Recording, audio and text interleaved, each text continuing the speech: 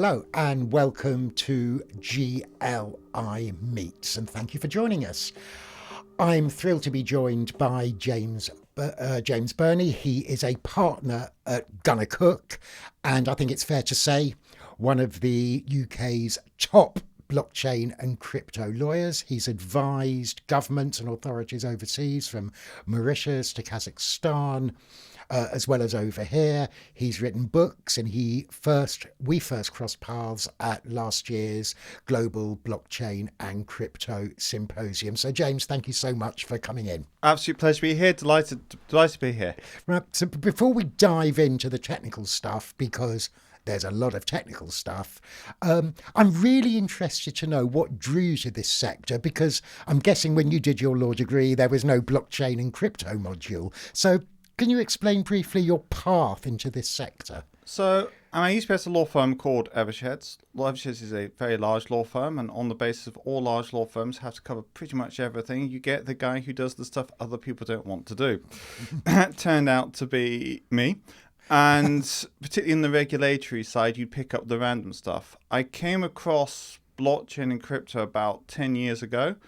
And given I couldn't tell people what I did because I didn't know what I did, I thought, let's go for that. It looks fun. And I gave a presentation to a bunch of asset managers who thought I clearly had advanced psychiatric problems because I had gone spectacularly off-piste, talking about weird stuff no one had ever heard of. And a random guy stuck up his hand and started annoyingly actually asking on-the-ball questions, meant I had to actually pay attention for a change. That guy turned out to be the person behind the first successful ICO from the United Kingdom. So picked that up mainly because no one else was interested in the room. That then became the first equity issuance set on chain, which did later on. And it generally just expanded from there. And it kind of started off almost like a hobby. And then as the hobby became the day job, effectively, as the thing has just expanded and expanded beyond anything I thought when I sort of started playing with it. Sure. So who are your clients? Are they blockchain companies, crypto companies, investors? So I kind of act across the board. So we've got 40 people just doing blockchain and crypto within the firm, and it kind of splits into core different groups depending on what people want. So we have a kind of unit for startups. Those people, they're looking for MVP, quick route to market, sell stuff in a world which is getting more and more regulated and bluntly expensive to play in. So the question is, how do you get the numbers down? You've then got the large institutions. We actually did 15% of all the successful registrations in the UK. Wow. We have an over 90% success rate against the market, which is about a 90% fail rate, which is why we tend to get picked up more and more to those sorts of licenses. And then you also get the other split between what I lovingly call the pirates and the cream puffs in the room. And what I mean by that is you get one group of people who are highly innovative, it's high risk, possibly no concept of risk unless you cross their mind. Those people tend to go steadily more offshore, and they're going to play with fire.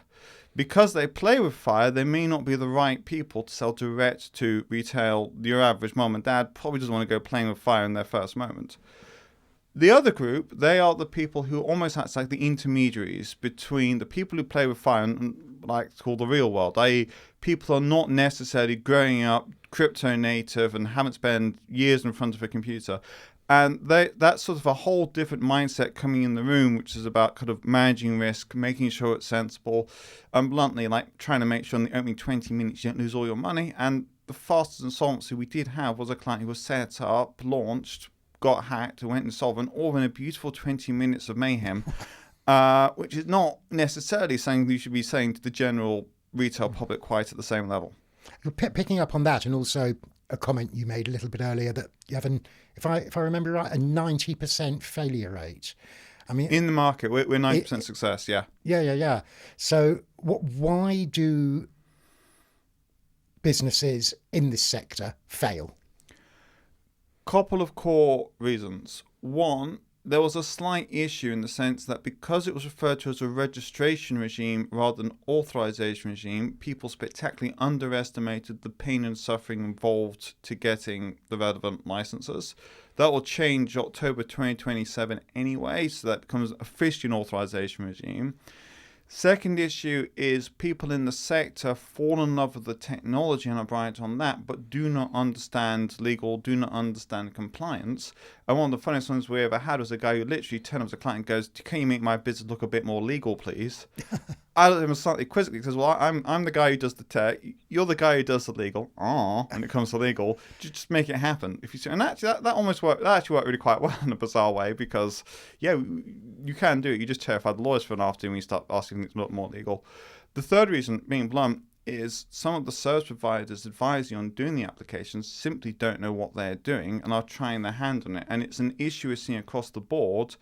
Is the kind of, well, we are important, therefore we can do anything, and so they gate crash their way in.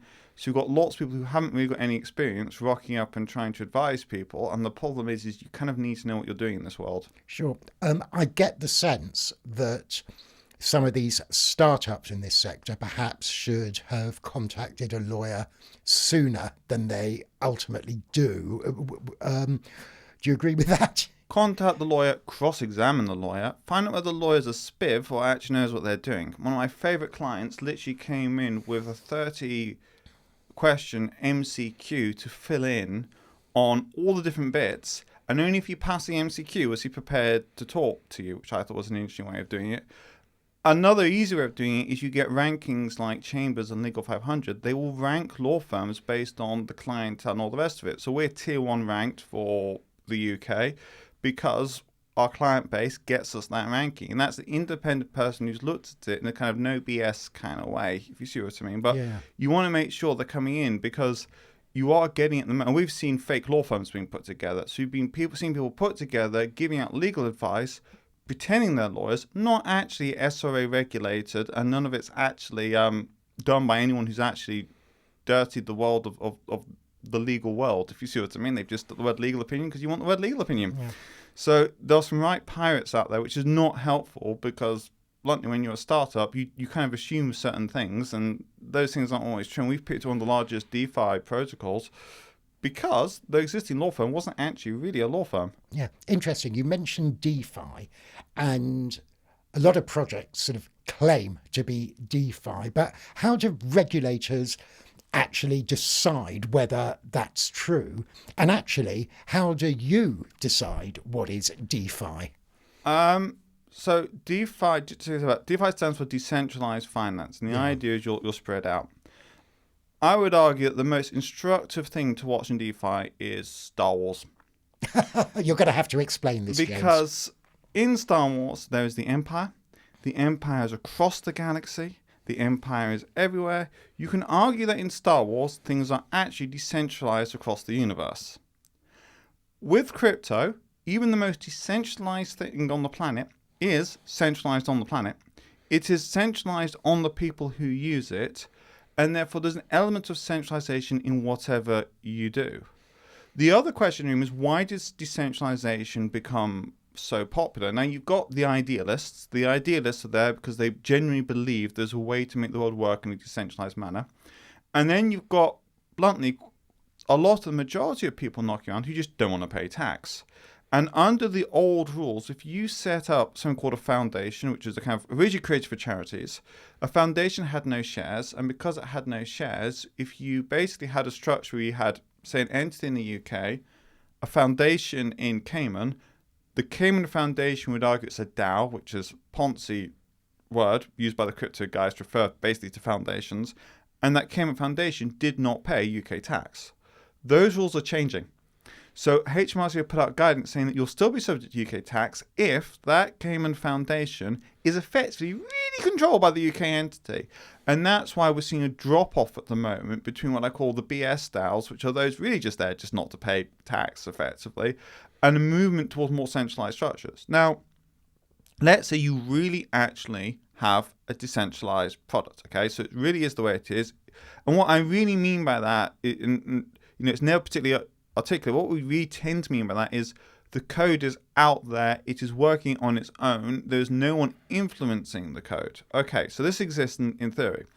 You then get different approaches taken by different regulators. So Europe is having a massive row on this. Recital 22 is in MICA, and Recital 22 basically defines DeFi in a way that nothing is ever DeFi again, according to the Austrian reading, and lets you do quite a lot according to Maltese reading. And currently, the regulators across Europe are having an argument as to how you interpret it. And there are magic tricks you can do, which means you never have to answer the question set, which normally involves sticking an intermediary. The UK approach is to go, oh, that's a bit different. If you're really, really, really, really DeFi, and add a few more readies in there, then you can argue that you're not regulated. However, when you communicate an invitation or inducement to buy, sell, or subscribe for crypto assets, that communication needs sign-off. So effectively what's happening is the DeFi stuff gets shunted more and more offshore, and then the communication, so who promotes it, who runs the website where you can access it, those bridge points are what people tend to then regulate. And in the US, you've got spin the dice, because effectively the Trump family is doing quite a lot of stuff in DeFi, particularly in Panama. The rules are all over the shop at the moment. We've got a lot of Make America Great Again. We've got very little actual, what I would call proper substance that a lawyer likes to read. So spin the dice when it comes to the US side of this currently. That's really, really interesting, which leads me to the question, if something is truly decentralized, you gave an example of a foundation in Cayman or a DAO in Cayman and centre of real operations here in London, who carries legal risk when things go wrong?